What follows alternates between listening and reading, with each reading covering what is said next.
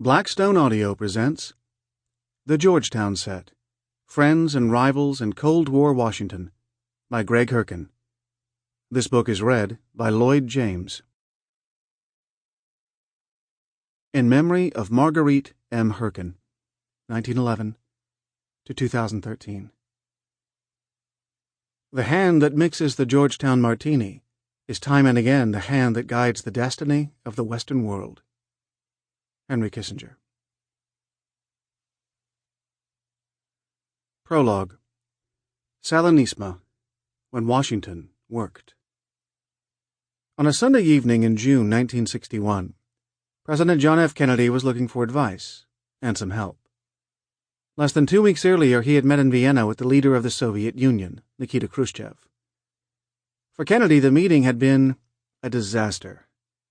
Khrushchev had played up the young president's inexperience and could point to a number of recent setbacks for America in the Cold War. 2 months earlier, the Soviet Union had sent the first man into space. Kennedy, at the same time, had had to shoulder the blame for a bloody fiasco, a CIA-sponsored invasion that tried, and failed, to overthrow Fidel Castro, the Kremlin's client in Cuba.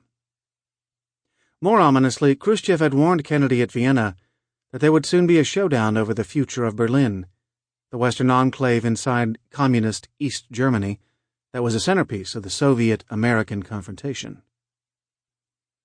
The previous Friday, June 16th, the White House had announced that the president would spend the weekend at Glen Ora, the 19th-century farmhouse in the Virginia hunt country that Kennedy used as a retreat. The official explanation was that the president needed to recuperate from a strained back.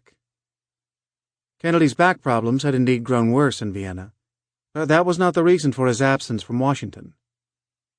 The president had decided that he would not retreat from Berlin, but Kennedy was worried about how Khrushchev would respond to the administration's new hard line, and even more important, whether a tough stand on Berlin would have the support of the American people.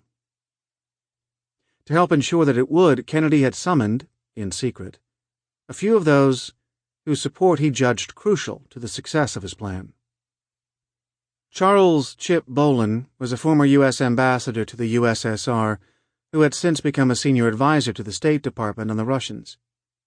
Philip Graham was publisher of the Washington Post, the capital's most influential newspaper, and had also recently acquired Newsweek magazine.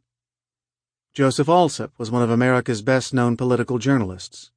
Since 1946, Joe and his brother Stewart had written a widely read column, Matter of Fact. Sample complete. Ready to continue?